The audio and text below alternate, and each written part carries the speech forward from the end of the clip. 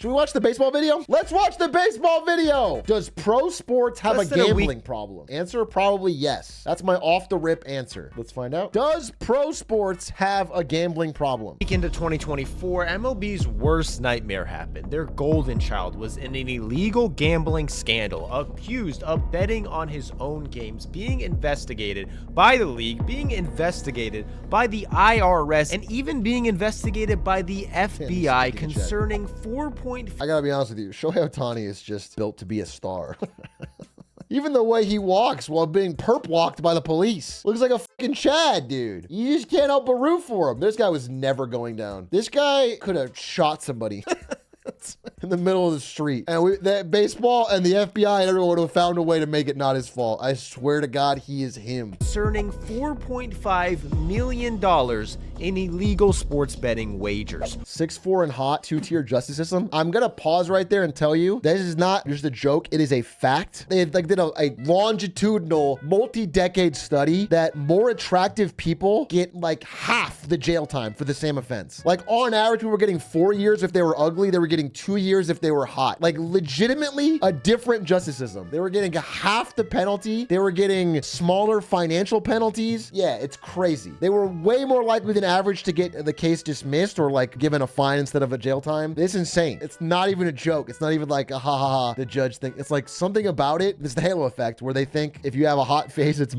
have more positive associations, which is crazy. I will go in for life, I guess. Okay, bro. Cheer up, bro. Buck up. Come on, dude. While this was happening, the NBA had a similar issue. A bettor claimed to have $80,000 on a bet that relied on this player to get less than 4.5 rebounds in a game. On this play, the ball comes right to him. Instead of grabbing the ball, he taps it to his teammate. Moments later, he tells his coach he has an eye injury and leaves the game. Shortly after, the NBA announced he can no longer play, is being investigated, and is facing a permanent ban. Wow, bro. Bro gets some fucking dust in his eye, and all of a sudden, he's fucking locked up for throwing a game. What if he legitimately got an eye injury?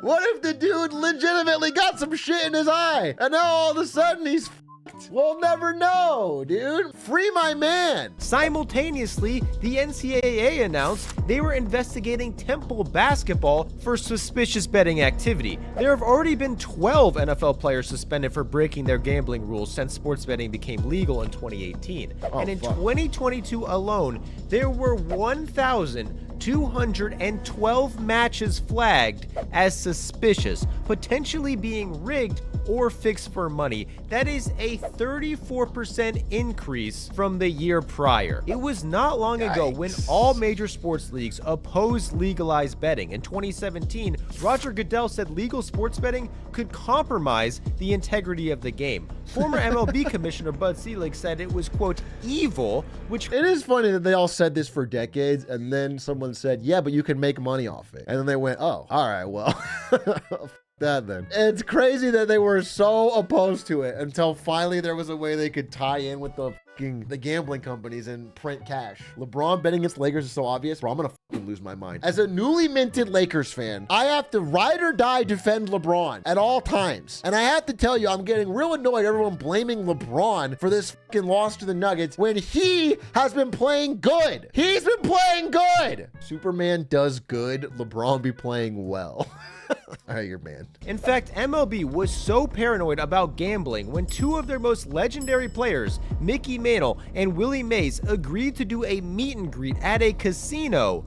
They banned these players for life. But now sports betting is not only legal, What? Major League Baseball banned two of the greatest players in history for agreeing to shake hands with people at a casino.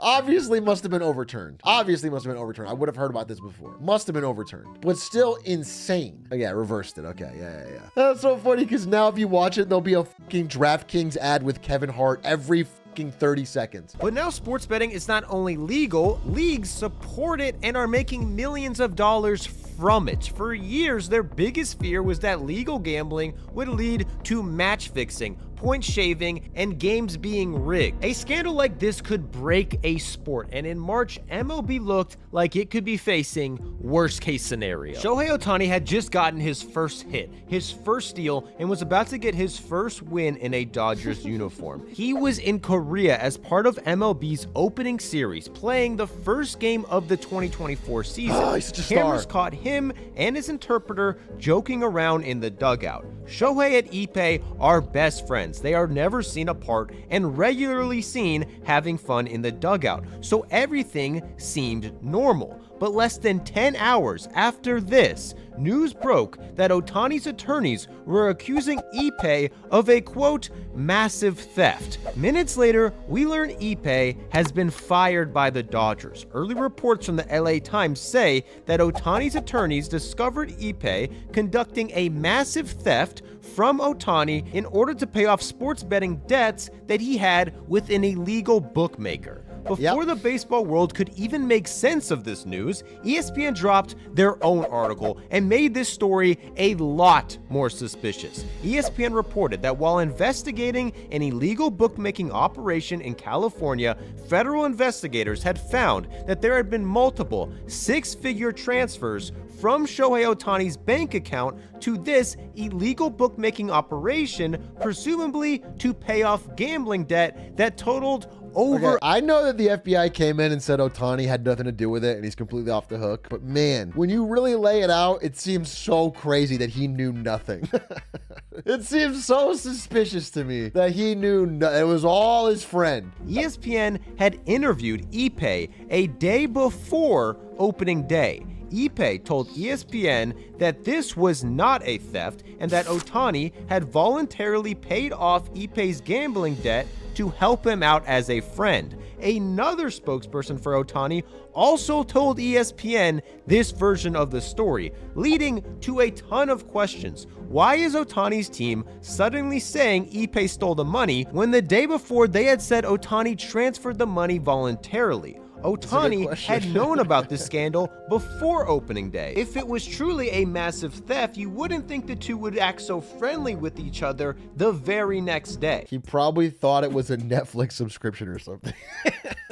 Hey, given the way these prices keep rising, not too far off, am I right? I look at my Disney Plus every year and it's closer and closer to $300,000. I can't tell. Nobody seemed to fully trust Ohtani's side of the story. People began speculating that he was actually the one doing the illegal betting and Ippei was just covering for him, or that Ohtani had known about Ippei's gambling debt and paid it off for him as a favor. This would be considered illegal in the eyes of the law and could lead to an MLB suspension, so Ohtani and his team now had to lie about it. And based on their relationship, this was very plausible. Shohei met Ippei Mizuhara over a decade ago. He was born in Japan but raised in California. After briefly interpreting for Japanese pitcher Hideki Okajima in America, he moved to Japan to interpret for the Nippon Ham Fighters. This just so happened to be Shohei Ohtani's rookie year. Ohtani's locker was right next to a foreign player's locker who had to use Ippei to translate, so naturally,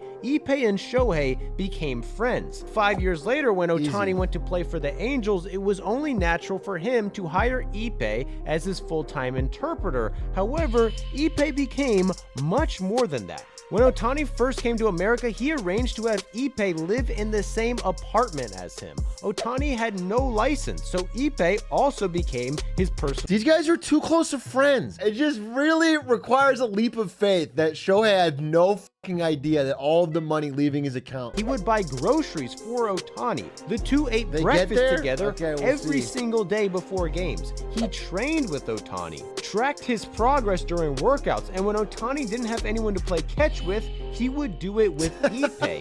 Ippei was with Ohtani This is a real bromance. 365 days a year, saying he spent more time with Ohtani than he did with his own wife. And when Ippei married his wife in 2018, Ohtani surprised them with a gift. He paid for the couple's entire honeymoon. Entire fucking trip to Vegas to bet it all on red. What a hero. He paid for their entire parlay. That's awesome. And that's what a best man does, okay? Huge congrats. Huge congrats. Thank you, Shohei, for doing that. What a W. Ohtani trusted Ippei so much that he was not just in charge of his on-field relationships, he became the middleman between Ohtani and his sponsors and even his friends.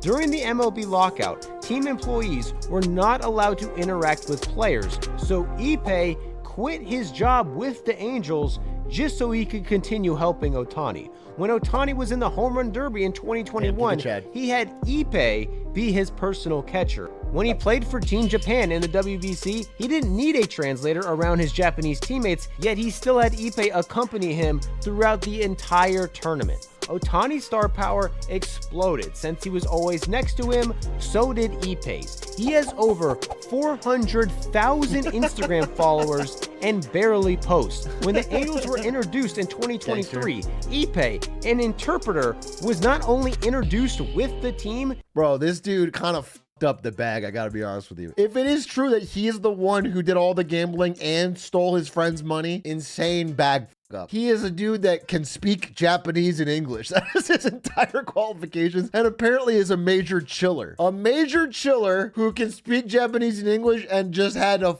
everything set for him. Yeah. He got the second loudest ovation at the stadium, trailing only Ohtani. Ippei legitimately became one of the most recognizable faces in the league. His close relationship with Ohtani made it hard to believe that he would actually steal this much money from him and get away with it. They spent so much time together, it's hard to believe Ohtani would have no idea whatsoever about his gambling addiction. Hard to believe. Also, how would it even be possible to rack up $4.5 million in gambling debt if, according to Ippei, he only made around $500K a year interpreting for Ohtani? Damn, only $500K a year. Bro gets to chill with celebrities, fly around the world, makes 500 racks a year. Damn, how did he survive? Of course he had to resort to gambling. Of course. Zero expenses. Yeah. Huge perks. To many, Ohtani had to have had some sort of involvement in Ippei's gambling. And if this was the case, Ohtani was screwed. MLB and pretty much every major sports league has what is close to a zero tolerance policy when it comes to gambling. 4 years ago, a minor leaguer got caught betting on the Oakland Athletics. He is still suspended. He wasn't even a major league player, had no impact on the game, argues that since the minor league season was canceled at the time, he wasn't even a professional player, but still presumably is banned from baseball for life. All major sports leagues in America ban their players from betting on their own sports. However, in 2023, 3 NFL players got punished for betting on a sport other than football. NFL bans players from gambling on anything while in a team facility. So even though they made 100% legal bets since it happened at a team facility, they still got suspended. In the NCAA, players are banned from betting on any sport. In 2003, Rick Neuheisel, Washington's head football coach, entered a NCAA March Madness bracket pool with his friends who he played golf with. He was the football coach, and Washington wasn't even in the tournament. But after filling out a bracket, entering it, and winning a cash prize from his golf friends, the NCAA found out and threatened to suspend him. The university almost immediately fired him for his involvement. He later won a $4.7 million wrongful termination. He actually binked the bracket and got the fucking bonus prize. Holy shit, what a bink! $4.7 million for his March Madness bracket? That's fucking incredible. What a dub! That is literally the American dream. Every American secretly wishes they could fill out a March Madness bracket, get fired from the job they hate, and then get a $4.7 million payout. He is literally living every, 98% of American males' dream. This is how most people plan to retire. But this just shows how paranoid leagues are about any kind of sports betting, and it's all because of situations like this. Before this English Premier League game in 1997, a Malaysian crime syndicate went to the stadium, paid off a security guard, got access to the electrical system, and rigged the lights so that they could be turned off with a rigged remote whenever they wanted. They then bet millions of dollars that West Ham would at least tie Crystal Palace. At the beginning of the second half, Frank Lampard scored this clutch goal to tie the game at 2. The criminals pressed a button on the remote, the lights went off, no one could figure out how to get them back on, and since it was already the second half, the game ended in a 2-2 tie. The Malaysian criminals bet cashed, and they made millions of dollars. Such a Scooby-Doo ass fucking scheme, bro. What if they had just found the fucking breaker, ripped it out, and turned it on? Then they fucking score and you're on millions? That's fucking stupid. Second of all, I feel like the bookie might have some fucking reasonable suspicion. Or if they had not tied the game. Damn, that just feels fucking crazy. If that was their only method. Match fixing like this happens way more than you think. In 2013, FIFA estimated that organized crime was making as much as $15 billion a year by fixing matches. In a study done in Germany, they found that 1/3 of amateur soccer players have seen match fixing take place. In 2022 alone, there was a record 169 individual sanctions handed to people who got caught fixing matches, and that's just the people who got caught. This can legitimately destroy entire leagues. In the Chinese Professional Baseball League, the major leagues of Taiwan. Can it? I mean, if you're telling me that 1/3 of soccer matches that FIFA is aware of are corrupt. FIFA is already corrupt. There's a $15 billion match fixing industry. Soccer is still the biggest sport in the world.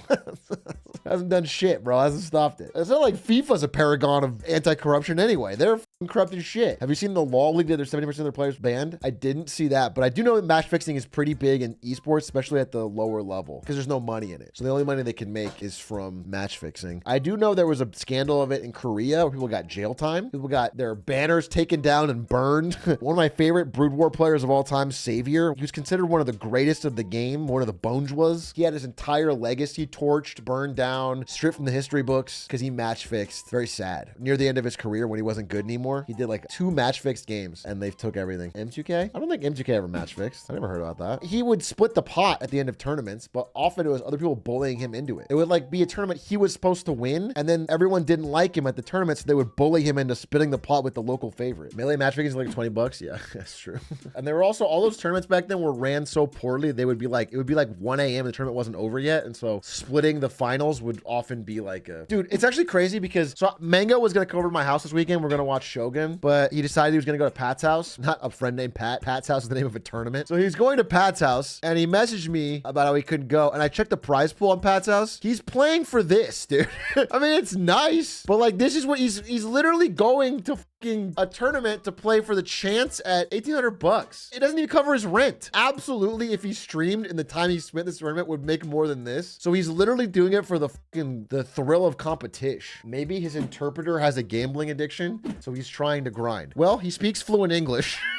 So that would be unlikely, but it's possible. It's possible. Let's not rule it out. All right, continue this video. There have been 64 different players caught fixing games in only an 11-year span that ended in 2008. That year, the government investigated 102 illegal baseball betting cases involving 222 people. The situation was so bad, the league was pretty much bankrupt. The president of Taiwan got involved and had to pass a law that punished people involved in match fixing with up to 10 years in prison just to save the league. But for the most part, match fixing in America has been extremely rare. For decades, every major sports league in America was against legalized sports betting. Match fixing almost exclusively occurs when someone bribes a player or a ref to affect the outcome of the game. Since they know the outcome, they can make a bet on the outcome and basically make free money. Right. Sports leagues in America argued legalizing betting would create more temptation for players to throw games for money and create skepticism skepticism amongst fans who will start to believe the games were being fixed even when they weren't. But in 2018, the leagues did a total 180. Legalized sports betting was up to individual states. Those are good reasons. Those are all very true. And nothing has changed with regards to those. That's still a good reason. It's just funny to say all those things and be like, yep, yeah, oh, you're right. And then they go, well, but. Leagues started lobbying for more states to legalize, and now the major sports leagues are making hundreds of. Refs should have to allow the league to view their bank accounts. You just want to bully a ref, dude. You just want to look at a fucking ref's bank and just fucking bully him, dude. You just want to call him a brokey, dude. Refs have the most incentive and ability. Facts. Well, no, players probably have more ability. No, refs probably have the most ability. You're probably right. It depends on the sport, I guess. Refs don't get paid as much as the players. Yeah, they have more incentive for sure. Refs have more incentive, but I'm wondering if they have more ability to affect the outcome of a game. Like if a ref really wants one team to lose, I wonder how much they can do without making it so blatantly obvious that they get in trouble. Because they do a lot of already fucking borderline shit. Easier for a player to just brick. I think a star player has the most ability to throw a game because they're not going to be taken out easily, and they can basically dictate by reducing their effectiveness dramatically, make their team lose. But they have much less incentive because if you're a star player, you already make a ton of money, and you winning is probably going to make you more money than throwing a game. So unless they have some dirt on you or something, but outside of that, I think a ref probably can affect it more than an average player. And just like they feared, this has led some fans to become skeptical of the integrity of the game. In January, DraftKings released data that said the winningest bet of the night was prop bets on Jonte Porter. They were predicting that Jonte Porter was going to have a player who splits time in the D League. You'd expect there to be little to no money placed on his performance, yet these bettors were right. After only playing 4 minutes, Porter ended up leaving the game after aggravating an eye injury the team said he had hurt 4 days prior. Fans became skeptical. They dug up footage of him making this three and looking somewhat disappointed in a different game. People were theorizing that Porter was making bets that he would play bad, then purposely playing bad in order to make extra money. But this was just a conspiracy theory. Then this was released. On March 20th, Jonte Porter prop bets were once again the winningest bet. Turns out this betting volume in large part was due to one bettor who put $80,000 that Jonte Porter would get less than 8.5 points, less than 4.5 assists, less than 1.5 threes, less than 1 steal, less than 1 block, and less. Or there is just a fucking generational Porter hater. Or he's just got somebody who fucking hates him, dude. Some dude who's got 80 grand and just fucking is a total op and just wants to will into the universe that this guy's gonna brick every night. That would be much funnier, but very unlikely. That game, video shows him looking like he purposely misses this. It is funny because if you really hated a player. Let's say you were good in high school or college or whatever, but not good enough to make it to the NBA, but your friend makes it to the NBA. Your enemy makes it to the NBA and you fucking hate him and you hate his fucking guts. And he's not good. He's not a star, but he's like bottom level of the NBA, you know? Most of the time on the bench, comes out a little bit. You could make a massive bet that he's gonna play bad. Even publicize it, and then if it gets to him and he plays bad, people will think he rigged it. People will think he's a match fixer. You could literally tank his reputation and get him kicked out of the fucking NBA. If you make a gigantic fucking bet on the under and they fucking just brick that night, all of a sudden there's like proof. That's the ultimate hater play. Now, if they fucking defy your odds and crush that night, you're just broke and they're in the NBA. But it's like your one shot. It's your one big chance to punt it all and fucking ruin them. I mean, it makes sense that the less money you can make from doing well in the league, the more incentive there is to fix it. Because you can make more money off gambling then. Like the farther down the stack you go, the more gambling you're gonna see. This sounds terrible, but in reality, legalized sports betting might actually make match fixing less likely. But before we get to that, a quick word from today's sponsor. This video is brought to you by Fishing Clash. If your MLB... I thought he was gonna do a DraftKings sponsor. I was like so ready for him to drop a because he was like, I was like, wait, what was that weird fucking line about how gambling might make it less likely? Match fixing less likely. I was like, what the fuck are you talking about? That doesn't make any sense. And that's why today's sponsor is DraftKings. I don't know if baseball doesn't exist has done DraftKings sponsorship. I know that Jimmy High Roller's done $1 million. The new claim world. I'm already everything. So now this is a fucking fishing gotcha game. This is a fishing gotcha game. You can get the Amazon rod. What is the star count? There's 12 stars randomly? Not even 10. There's a 12-star rating system. So now I have a 9-star Amazon rod. It's power creep. So there's more shit to gamble for. Oh, I have a 7-star rod. I really want to fucking reroll for a 9. This is ridiculous. Wow. It used to be that only people who were susceptible to anime waifus were at risk of getting hooked in by fucking predatory gambling practices in games. But now it's people that like fishing. Now people that like fishing are getting hooked in. I'm already upgrading my equipment so I can catch bigger and bigger fish and customizing everything I can. In 2024, Fishing Clash has become an official sponsor of Major League Fishing. So now you can participate in the same events. Fucking rigged, dude. Rigged. Go to gift codes and enter code BDE to get a special 20. You can get a Florida Coast dolphin fish, mythical, level 1. Holy how can you pass up on this opportunity, dude? It's the Florida Coast dolphin fish. Why does it have 100 HP out of 2? What does this mean? Human brains are so fucking cooked.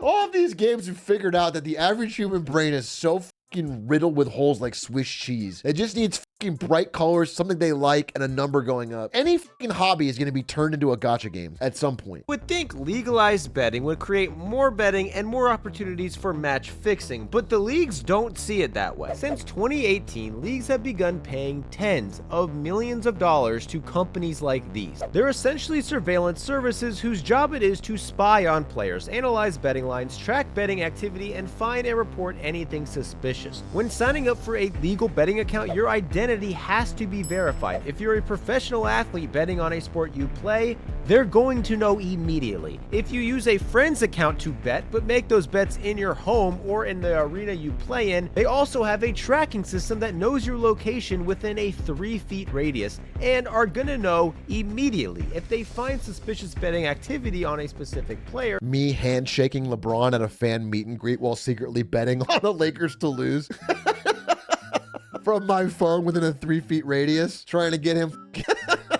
Got you now, Mr. James. They can track who and where the bets were made. If this lines up with areas that specific player frequents, they are likely involved and will get caught. Betting lines are constantly changing based on how much money is being wagered on certain outcomes. Using AI services, these companies track every single betting line on Earth and about 16.5 million bets a day. They compare the betting line movement to the historic data and flag the lines that are moving in suspicious ways. If people start randomly wagering hundreds of thousands of dollars on a bet like Jonte Porter unders, the system is gonna instantly flag it as suspicious. Before legalized betting, Porter would have had to make these bets through an illegal bookmaking operation. These systems wouldn't be able to trace it and would make it easier to get away with. Sports Radar Integrity Services, who does this for multiple sports leagues, found over 1,200 suspicious matches in 2022 alone.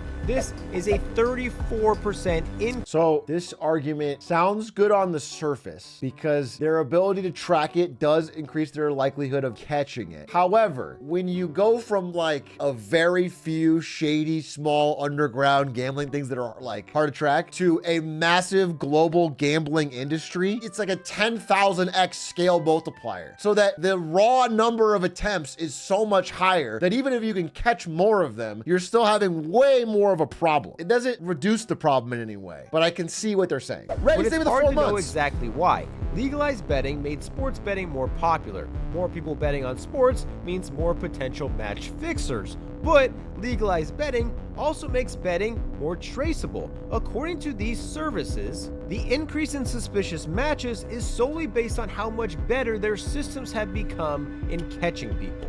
With these systems in place, in order for someone to bet on a game they could influence, they'd have to go through an illegal bookmaker, which is still possible, but it's always been possible. And as legalized betting keeps getting bigger, it makes sense that the demand for illegal bookies will continue to decrease, making them rarer and rarer. Players, coaches, or refs could tell a friend to make a bet that Team A was going to lose. Then in the game, make sure Team A loses and win money. However, for athletes in America who are millionaires, in order for it to be worth it, they'd have to bet a ridiculous amount of money on this outcome. Any bet of this size, without a doubt, would cause suspicion and be investigated. But again, I don't think athletes who don't get paid high salaries are almost always the ones who end up fixing matches, and that's why betting could become a massive issue for college sports. In fact, it always has been. On average, the NCAA has had a verified match fixing / point shaving incident once every 7 years, and it's usually situations like this. Running back Dennis Lundy was Northwestern's all-time leading rusher. In a game against Iowa, he put a $400 wager that his team would lose by more than 6 points. Iowa was dominating, but after a turnover, Northwestern had the ball on the goal line. A touchdown here would make this a 2-possession game. It also would have made Lundy the all-time leader in touchdowns for Northwestern, but instead of risking the bet, he fumbled the ball on purpose. Lundy's team, suspicious of his actions, turned him in. Turns out he did this multiple times, and due to his involvement, tossed away a chance at a record for $400 and lying about it, he ended up having to serve a 1-month sentence in prison. And all of this was caused by only a $400 bet. To my knowledge, the most a college athlete has gotten paid to fix a game happened at Arizona State when a player got paid $20,000. I had some extra league money and I wanted to double it. I don't want to be shamed for this. It's been a long time. It was I had grinded up people to gold, and I was sick of grinding league, and I wanted to make some money. So yeah, I found a player. It's in the past. To ensure his team wouldn't cover the spread. In all likelihood, $20,000 couldn't convince an NBA player to throw a game, but college players have done it for a lot less. A Toledo player accepted $900 to shave points. A San Diego State player made around $1,000 a game to do the same thing, and one player even got caught accepting groceries as part of a payment to manipulate a game. If someone is betting millions, it's easy for the surveillance companies to catch them. But if someone bets $100 on themselves to lose, that's a lot harder to track, which is why the NCAA is already trying to ban prop bets for college games. Instead of betting on a team to win or lose, prop bets allow you to bet on an individual player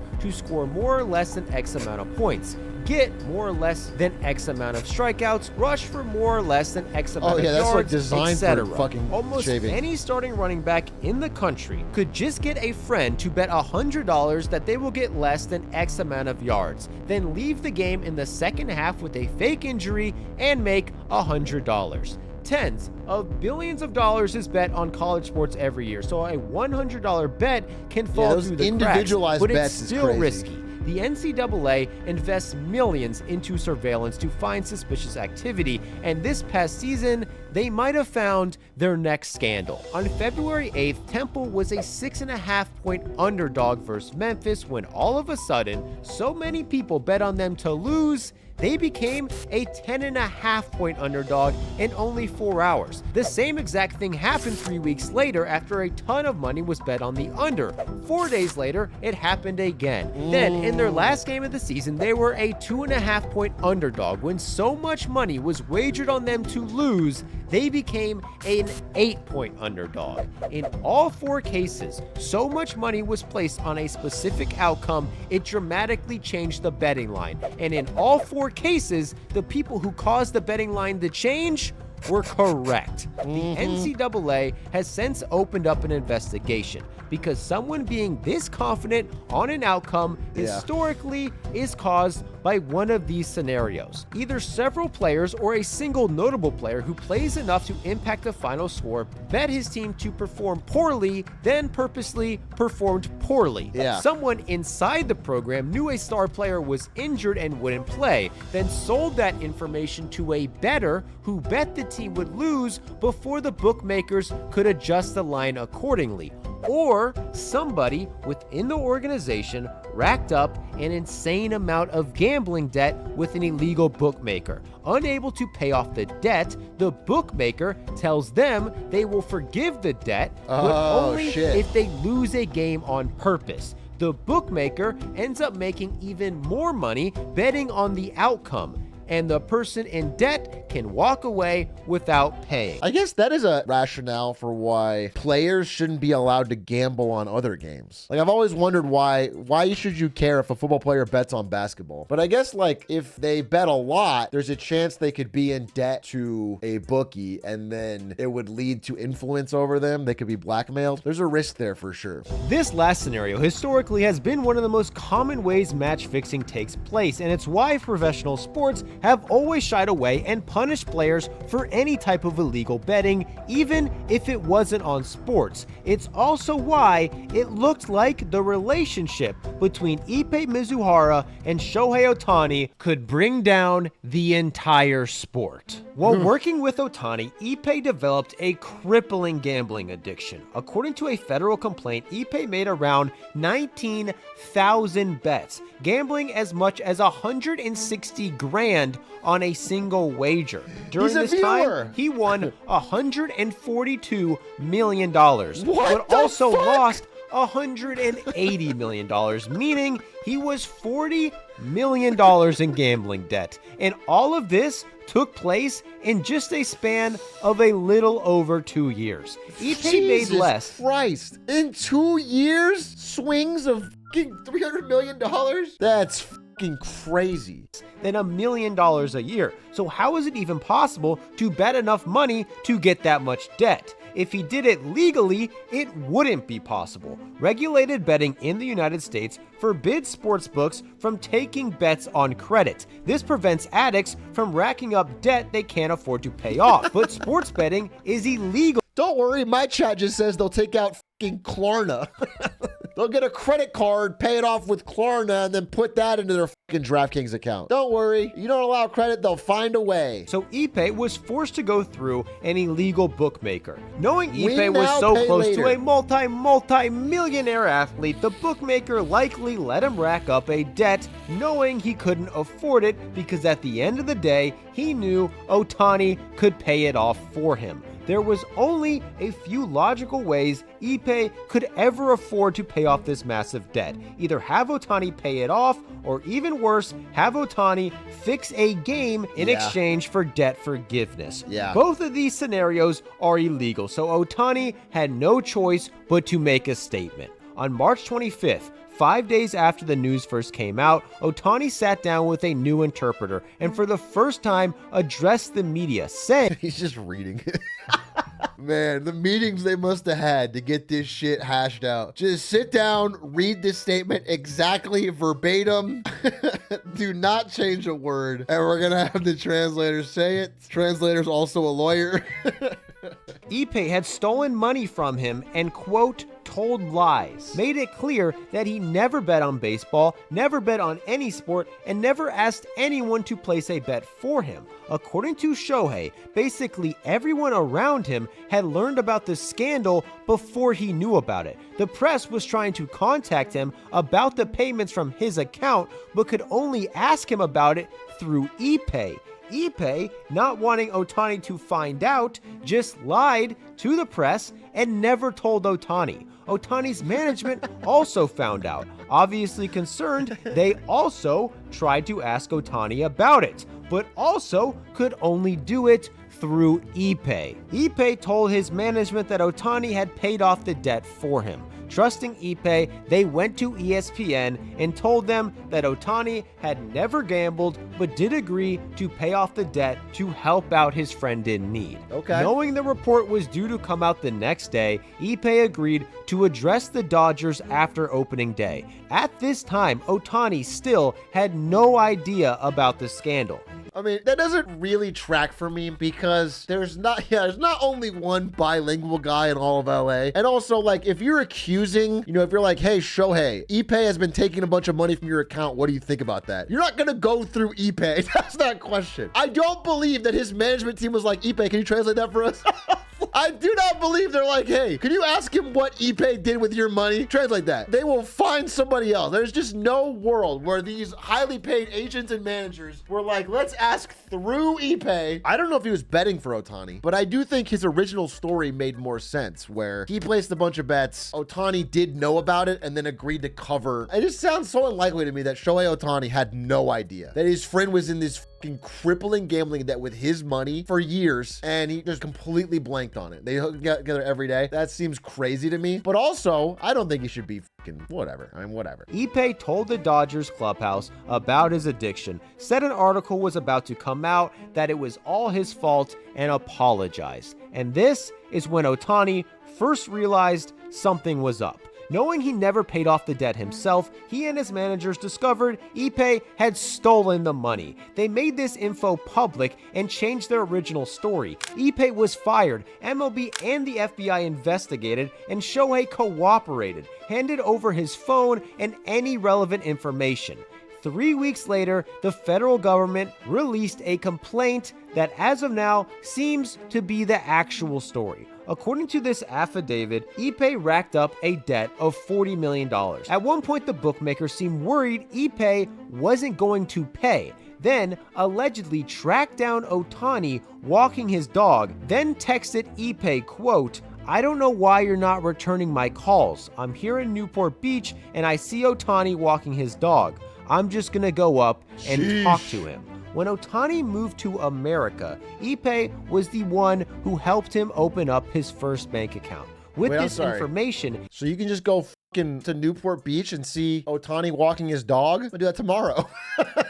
I'm gonna get Maya. I'll walk my dog out there. Well, I'll make friends with him. I'll talk to him about how much I hate sports gambling, bro. That'll be great. We'll be best bros. I speak a little Japanese. Arigato. There we go. I can be his translator. He doesn't have an interpreter anymore. I don't need an interpreter, bro. I watch Shogun, okay? I'm a bit of a Hatamoto myself. When Ohtani moved to America, Ipe was the one who helped him open up his first bank account. With this information, he began calling the bank, pretending to be Shohei, and stole the money directly from Shohei's account himself. Ohtani had financial advisors, but they didn't speak Japanese. They could only talk to Shohei through Ipe. So Ipe lied, told the advisors Ohtani denied them access to the account to prevent anyone else from seeing how much money was missing. In total, Ipe allegedly took around $16 million from Ohtani's accounts. When the reports of the gambling came out, Ipe texted the bookmaker asking if he'd seen it.